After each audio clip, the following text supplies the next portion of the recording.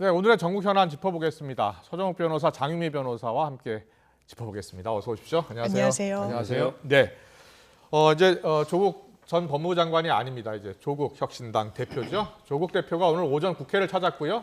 민주당 이재명 대표를 예방했습니다. 연대 협력 한 목소리를 냈습니다. 오늘 변호사님 어떻게 보셨어요? 제가 보기에 한 목소리가 아니고 저는 동상이몽으로 보는데요. 동상이몽으로 보신다고요? 예, 조국 대표는요. 네. 아마 이제 끌어안으려고 할 거고요, 민주당을. 그다음에 이재명 대표는 거리두기 할 겁니다. 예. 왜냐하면 이제 이재명 대표 입장에서는 조국 혁신당이요. 네. 어차피 이게 비례에서 민주당을 뺏어간다고 볼 거예요. 뺏어간다. 서로 이게 제로섬 게임입니다. 예. 제로섬. 예. 어차피 이게 진보 진영 내 비례표를 가져간다. 네. 이러니까 이제 이재명 대표 입장에서는 상당히 거리두기 할 건데 네. 조국 대표는요. 예. 뭐냐면 이제 지역은 포기하는 거예요. 어차피 이게 비례 위주로 가잖아요. 예. 그러면 이제 민주당 지지자들한테 지역은 민주당 찍고 비례는 우리 조국 혁신당 찍어달라. 예. 이런 식으로 적극적으로 민주당 지지자의 구애를 하기 때문에 저는 끌어안기와 거리두기 이렇게 동상이몽이다. 동상이몽이다 이렇게 해석을 해주셨는데 장미 변호사도 그렇게 보세요? 아니 그렇지 않습니다. 저는 민주당의 보완제 역할을 할 것이라는 생각이 드는데요. 일단 조국 대표가 이렇게 이야기를 했죠. 민주당이 의지는 갖고 있긴 하지만 제대로 할 수 없는 조심하는 캠페인에 대해서 힘쓰겠다는 취지로 이야기를 합니다. 그러면서 윤석열 독재 정권을 뭐 조기 종식시키겠다랄지 김건희 여사를 법정으로 세우겠다 이런 슬로건을 가져가겠다. 그렇군요. 이런 이야기를 하고 있거든요. 예. 그렇다면 민주당을 향해서 일부에선 이런 불만들이 나오는 겁니다. 윤석열 정부가 이렇게 못하는데 민주당이 왜 정확하게 공세를 펼치지 못하느냐. 이 부분에 대해서 조국 혁신당의 몫이 있을 것이라고 생각하고 아마 총선이 다가올수록 그 부분에 대한 어떤 유권자의 표심을 잡는 데 있어서 좀 분기점을 마련할 수 있을 거라고 생각합니다. 네, 알겠습니다. 자, 이제 공천 작업이 거의 마무리 단계에 와 있는데요. 국민의힘이요. 당 강세 지역 가운데 일부 지역 총선 후보자를 국민으로부터 직접 추천받는 국민 추천제 논의 결과를 발표합니다. 현장으로 가보겠습니다. 라는 명칭을 부여했습니다. 그래서 우리 공관위는 국민 눈높이에 맞는 후보를 적극 발굴하도록 최선의 노력을 다하겠습니다. 국민 추천 프로젝트는 우리 일반적인 공천 원칙과 같이 도덕성, 사회 기여도, 면접 등 객관적인 기준을 바탕으로 합니다. 데이터 공천에 기초한다는 얘기입니다. 거기에 기초해가지고 심사 및 면접 절차를 투명하게 진행해 나가겠습니다. 이 국민추천 프로젝트는 다른 생각, 다양한 환경의 사람들이 모일 때 진짜 국민의 대표가 탄생할 수 있다는 것을 의미합니다. 그래서 국민 여러분의 많은 관심과 또 많은 신청을 기다리고 있겠습니다. 한편 우리 총 254개 선거구 중에 후보자를 확정하지 못한 24개 선거구에 대해서도 집중 논의를 했습니다. 그 결과 단수 추천 한 곳, 경선 한 곳, 우선 추천 6곳, 선거구명 변경에 따른 후보 재의결 2개를 추가해서 의결했습니다. 부산, 북구, 울은 추가 공모도 해야 됩니다. 그래서 그렇게 결정했습니다. 특히 부산에 관해서 말씀드리면 서병수 의원은 북구 갑으로 재의결해서 민주당의 전재수 의원과 경쟁하는 것으로 우선 추천했습니다. 김도읍 의원은 본인의 의사와 지역 상황, 공간위의 정무적 판단을 두루 고려해서 부산 강석으로 의결했습니다. 세부 내용을 말씀드리겠습니다. 국민 공천 세부 내용 말씀드리겠습니다. 대상 선거구는 5군데입니다. 서울 강남구 갑, 강남구 을, 대구 동구 군위군 갑, 북구 갑, 울산 남구갑 이렇게 5곳입니다. 신사료는 없습니다. 접수하실 수 있는 분은 국회의원 피선거권이 있는 대한민국 국민 모두입니다. 본인이 아니고 제3자 추천도 가능합니다. 추진 일정을 간단히 말씀드리겠습니다. 우리 국민의힘 당 홈페이지에 공고를 하는데 공고는 3월 6일서부터 7일입니다. 이틀간입니다. 그 다음에 온라인 접수, 메일 접수를 합니다. 그래서 공고 끝나고 3월 8일 금요일, 9일 토요일 양일간에 하니까 하실 분들은 빨리 잘 보시고 준비해 주시면 좋겠습니다. 이분들에 관해서도 면접을 보는데 접수하시는 분들이라든가 이런 걸 통해 가지고 추후에 일정을 말씀드리도록 하겠습니다. 최종 후보 발표는 3월 15일 금요일에 하도록 하겠습니다. 심사 기준은 아까도 말씀드렸지만은 우리가 일반 공청할 때와 같이 도덕성, 사회기여도, 면접, 지역 적합성도 고려할 것입니다. 후보자 의결 세부 내용 말씀드리겠습니다. 선거구명 변경에 따른 후보 재의결 및 우선 추천 후보 의결. 부산 2곳입니다. 부산 북구갑 서병수, 부산 강서구 김도우. 선거구 획정에 따른 추가 공모 대상지역 부산 북구을. 공고는 3월 5일 하루간 합니다. 접수 3월 6일 하루입니다. 준비 잘 해주시기 바랍니다. 단수 추천 한 곳이 있습니다. 대구 달서구가 유영하. 경선 한 곳이 있습니다. 경기 하남시가 3자 경선입니다. 김기윤, 윤환채, 이용. 우선 추천 6곳입니다. 서울 한 곳, 경기 4곳, 제주 한 곳입니다. 서울, 강남병, 고동진, 전 삼성전자 대표이사. 경기 4곳입니다. 부천을, 박성중, 서초을 현역 국회의원입니다. 평택을, 정우성, 포항공대 교수.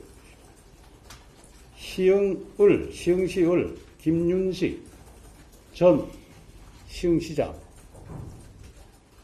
하성을 한정민 현 삼성전자 DS 부분 메모리 사업부 연구원. 삼성전자에 10년 이상 근무한 분이고 지역 또 봉사활동을 많이 하는 분으로 저희들 알고 있습니다.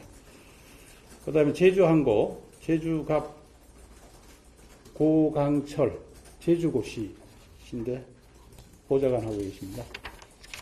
발표는 마치겠습니다. 혹시 질문 있으면 예. 혹시 그 강남역에 윤경수 의원 하려고 계시는데 예. 이거는 재배치인가요? 따로 만드는 지금 재배치 진행 중입니다. 예. 재배치 논의할 겁니다.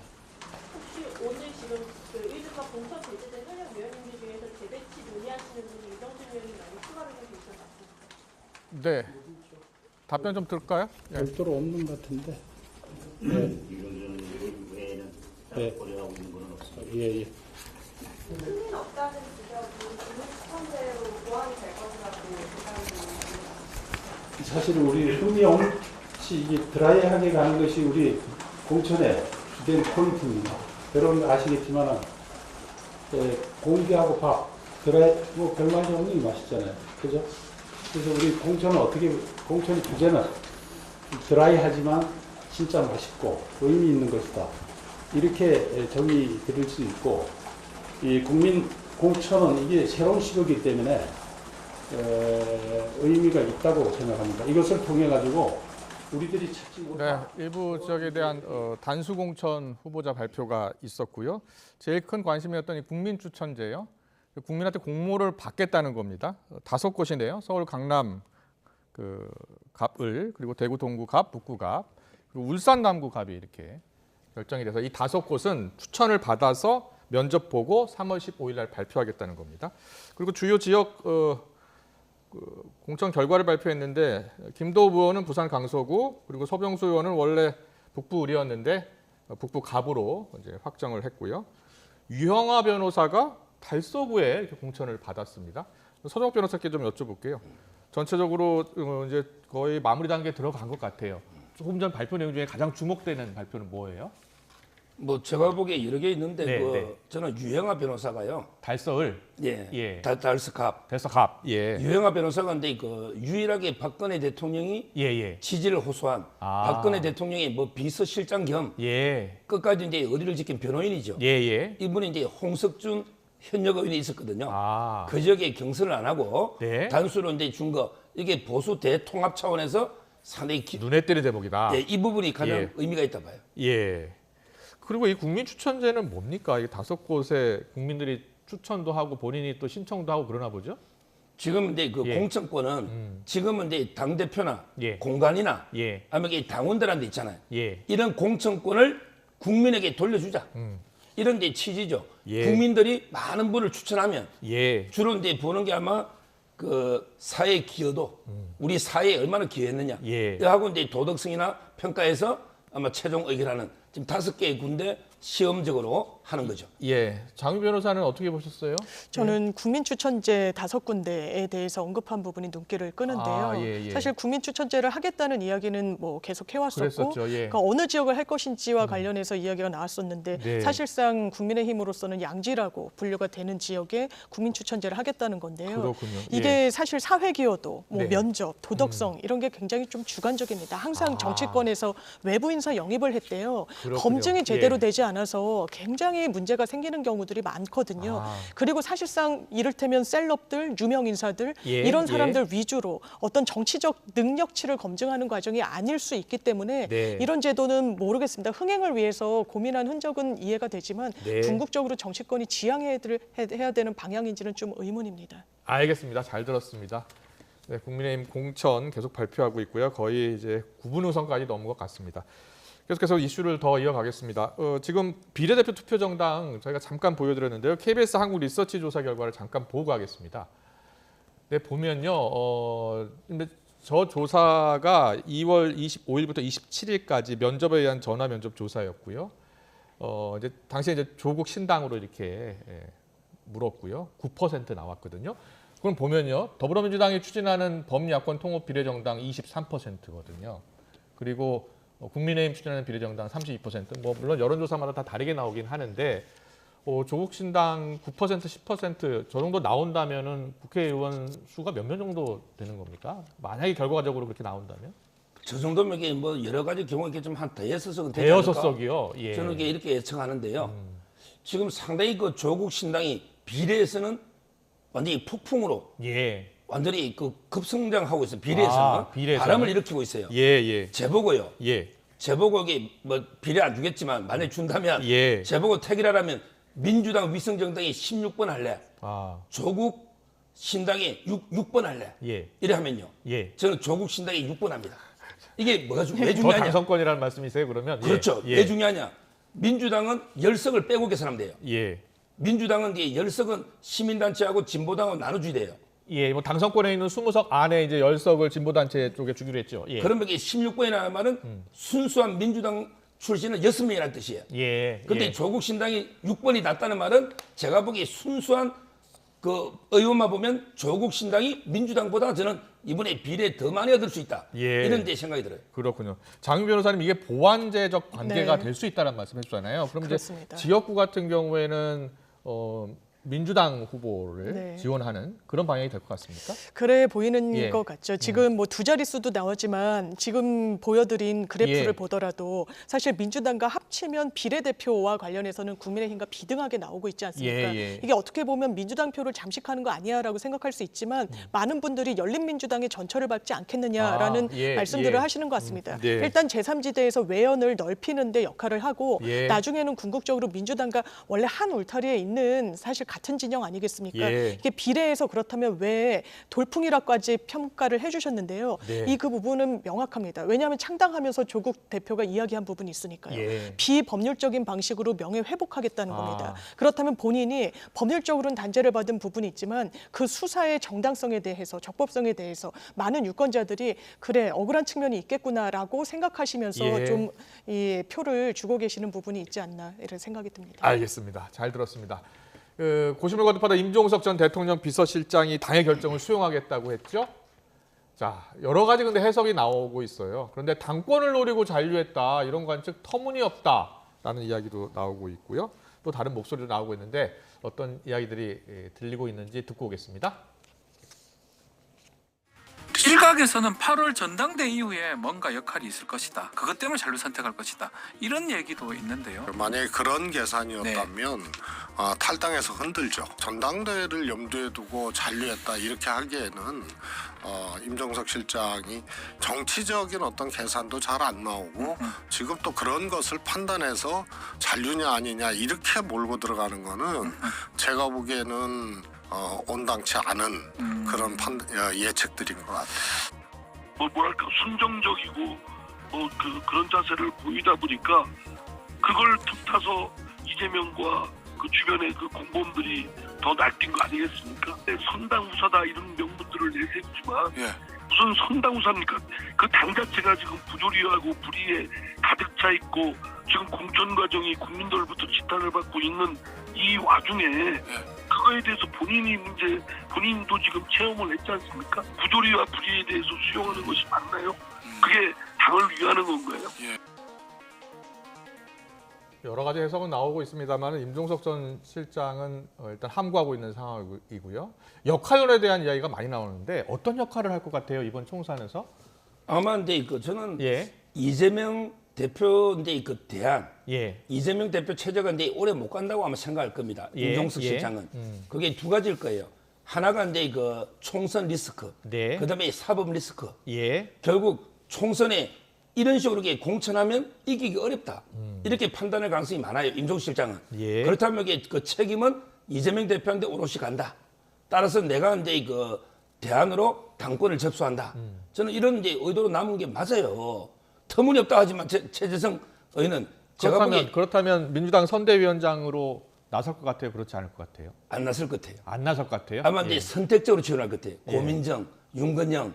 그다음에 선택적 지원을 할 가능성이 있다. 지금 이제 성동갑의 전현희 이런 이제 친문들만 선택적으로 지원하면서 세력을 규합하는 거죠. 그리고 이제 두 번째는 리스크가 사법 리스크.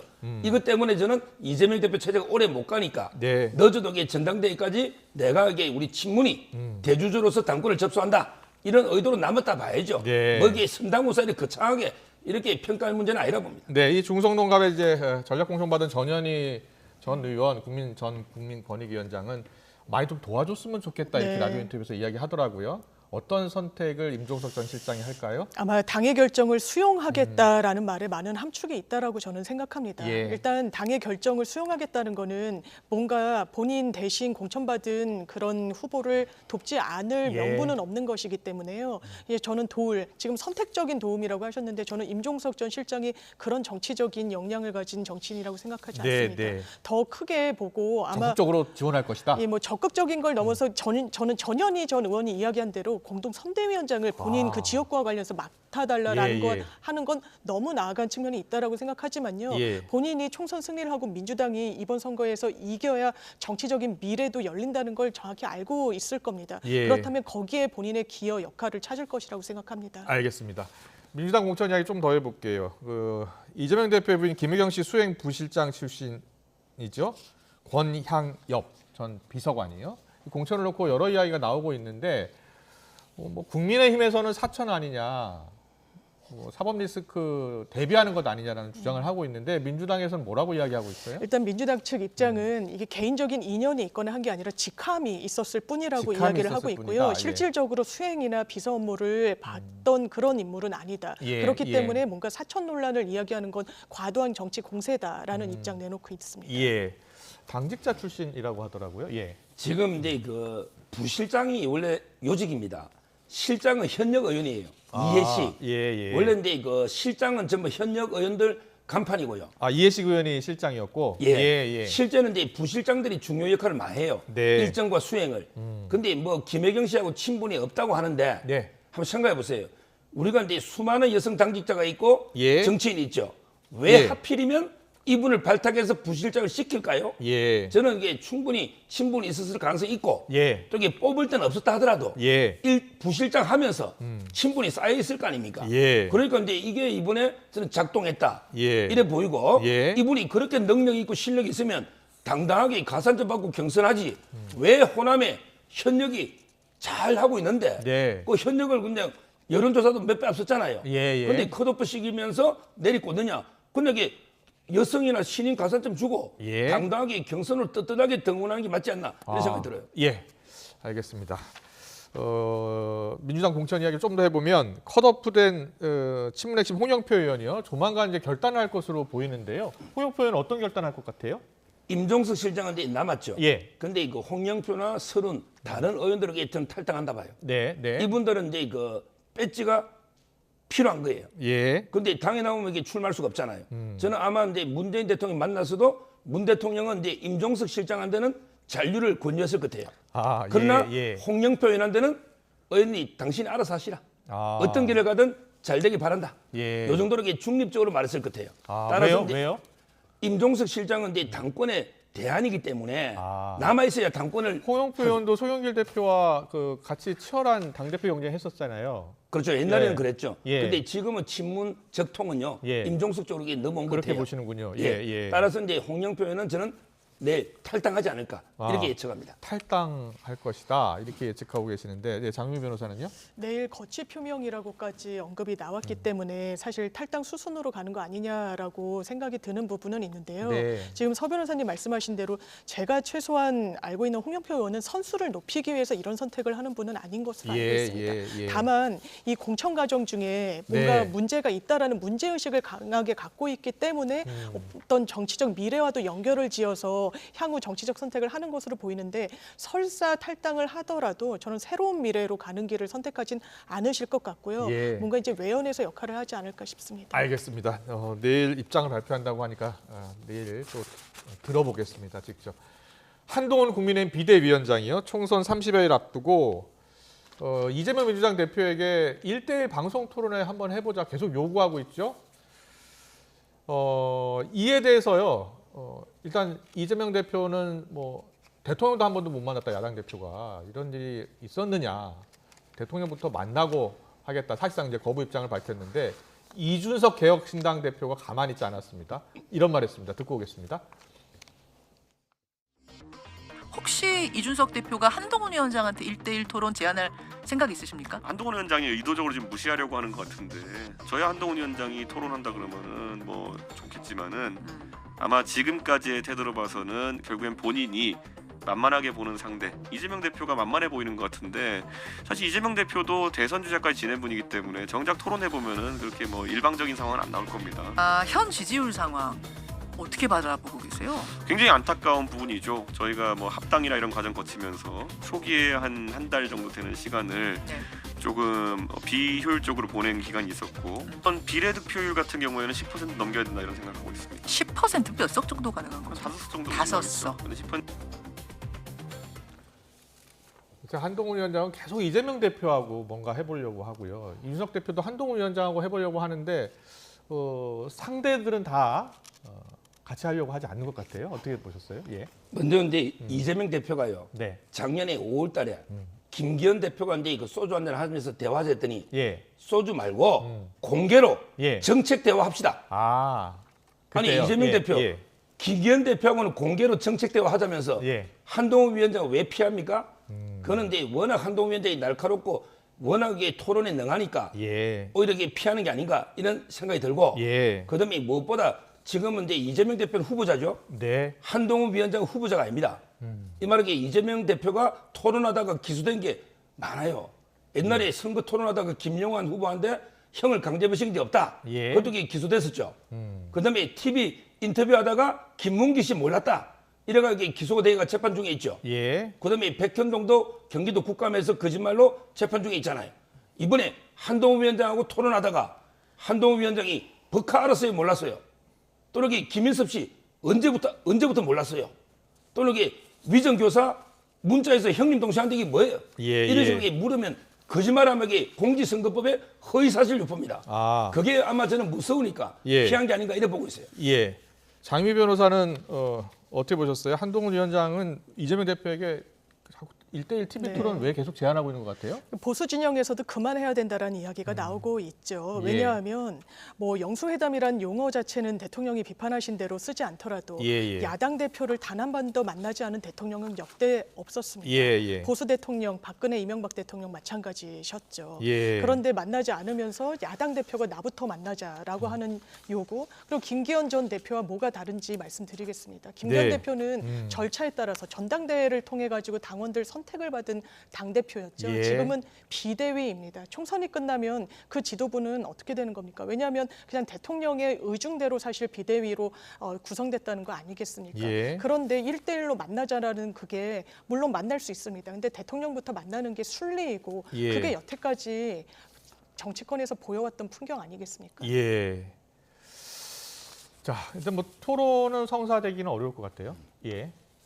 뭐 역대로 그런데 총선 앞두고 당 대표들끼리 TV 토론한 적이 있었나요? 아마 근데 이거 뭐 제가 보기에 기억은 안 나는데, 근데 이거 국민의 알 권리라는 게 있잖아요.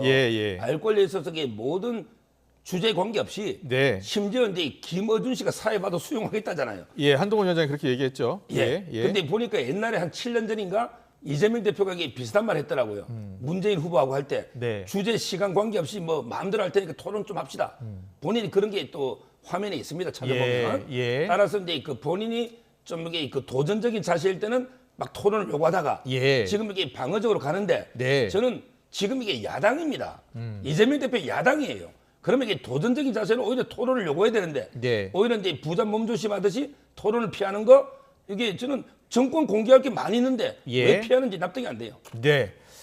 알겠습니다. 자, 이제 이준석 대표는 계속해서 한동훈 위원장 자기 지역구에 나와서 한번 붙어보자라고 이야기하고 있는데 한동훈 위원장은 또 이제 이준석 대표가 이야기하면 잘 받질 않더라고요. 지금 이제 오늘 공천했잖아요. 화성을이죠. 한정민. 이분이 삼성전자의 반도체 연구원이에요.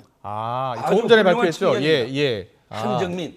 지금 발표했잖아요. 화성을 맞죠? 거기 찾아볼게요. 이준석 대표가 화성을일 겁니다. 을하고 정이 있거든요. 이원호 의원이 정으로 가고 을은 오늘 한정민 이분이 정이 맞네요. 화성을. 그러면 이게 붙는 거예요. 그러면 이제 민주당은 현대자동차 사장 출신 공영훈. 아마 이제 그것도 그물이죠. 제가 보기에 이 지역은 상당히 빅 매치가 이루어지는데 아마 이제 그래도 제가 보기 양강은요. 빨강하고 이게 파랑이죠. 한정민, 공영훈 이분이 양강이고 이준석 대표는 이제 한 3위 정도 많이 차이 나는 이런 예상이 됩니다. 맞네요. 안에서 확인을 해줬습니다. 삼성전자 연구원 출신이고요. 화성을 이번에 공천을 받았습니다. 근데 오늘 보니까 정청래 의원이 자꾸 한동훈 비대위원장이 1대1 토론 이야기 하니까 본인이 김건희 여사하고 좀 토론하고 싶다 이런 이야기를 하던데. 근데 김건희 여사 특검법 다시 재발의했죠. 네, 그랬었죠. 내용이 좀 더 포함이 된 것 같던데요. 일단 원래 특검법에는 그렇게 기재가 돼 있습니다. 지금은 도이치모터스 주가 조작 사건과 관련해서 특검을 실시하는 것이었잖아요. 거기에 등이 붙어서 그 수사로 개시를 해서 진행을 하더라도 뭔가 새로 인지하게 된 범죄의 단서가 있으면 수사를 할 수 있는 부분이 있습니다. 그렇지만 조국 혁신당 등에서는 이제 국회가 다시 개회를 하게 되면은 좀 더 명징하게 그 수사 범위를 특정하겠다라고 이야기를 하고 있는데요. 사실 열어놓고 수사를 하는 부분이 있는 것 같고 한동훈 비대위원장 아마 이 부분에 대해서 토론을 하면 말문이 막힐 겁니다. 왜냐하면 내가 언제 이 부분과 관련해서 사과를 요구한 적 있었는가요? 에서 김건희 여사와 관련한 발언은 멈춰 서 있습니다. 그 부분과 관련해서 당연하지만 총선 국면에서도 채점표로 유권자들이 심판하실 거라고 생각합니다. 김건희 특검법 재발의한 건 어떻게 보셨어요? 지금 이제 뭐 파우치 이제 선물 던진 거 있잖아요. 그 포함이 되는 것 같던데. 근데 그게요. 그게 김영란법이거든요. 근데 그 배우자일 때는요.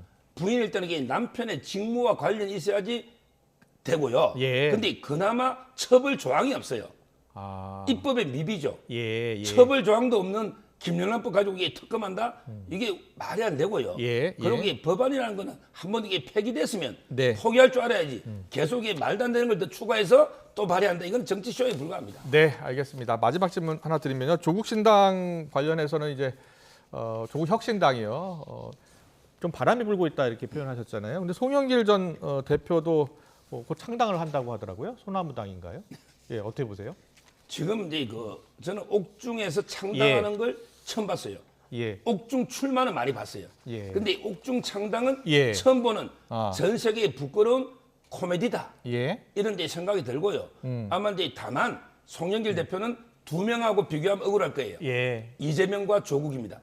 아니 이재명 대표는 배지가 있으니까 방탄에서 아직 구속 안 됐는데 나는 이게 배지 없어 구속된 거 아니야? 좀 억울해할 거예요. 그다음에 조국 대표는 2심에서 2년까지 놓는데 구속 안 하는데 왜 나는 벌써 구속하는 거야? 두 분이 변호사니까 송영길 전 대표 입장에서는 좀 억울하다. 나도 불구속 재판해달라고 요구하고 있거든요. 그러니까요. 그 두 명하고 비교하면 억울한 건 맞아요. 그렇지만 이게 그 두 명이 특혜를 누린 거고 일반 범죄자하고 비교해 보면 당연히 구속돼 있는 게 맞는 거예요. 장 변호사는 어떻게 보세요? 지금까지 워딩을 보면 뭐 조국 대표나 아니면 다른 뭐 이재명 대표와 견주어서 본인이 억울하다고 생각하지는 않을 것 같고요. 다만 이게 당내 전당대회의 사안이니까 일반 유권자에게 금품을 살포한 것과는 좀 다르지 않는가. 그리고 본인이 프랑스에서까지 귀국을 하고 수사에 그렇게 응하겠다고 했는데 도주 우려가 있다라는 이유로 구속 수감이 된 그 부분의 판단이 맞느냐라는 생각은 할 수 있을 거라고 생각하지만요. 지금 본인이 뭐 억울하다, 다른 정치인과 견주어서 그렇기 때문에 창당을 한다. 이 해석에는 동의하기가 어렵고요. 지금 조국 신당이라는 그 제3지대의 신당이 국민의 호응을 받고 있는 건 윤석열 정부의 대립각을 정확하게 세우고 있기 때문입니다. 인물 영입도 마찬가지죠. 신장식 변호사 언론 탄압과 관련돼 있습니다. 이호 인재 영입 인사도 R&D 예산 삭감과 관련해서 뭔가 목소리를 낼 수 있는 여성 과학도로 영입을 했습니다. 이런 부분이 더 부각되면서 윤석열 심판에 대한 어떤 선거 전략을 계속 이끌어갈 거라고 생각합니다. 알겠습니다. 네, 오늘 정치권 이슈는 여기까지 듣겠습니다. 지금까지 서정욱 변호사, 장윤미 변호사와 짚어봤습니다. 잘 들었습니다. 감사합니다. 감사합니다.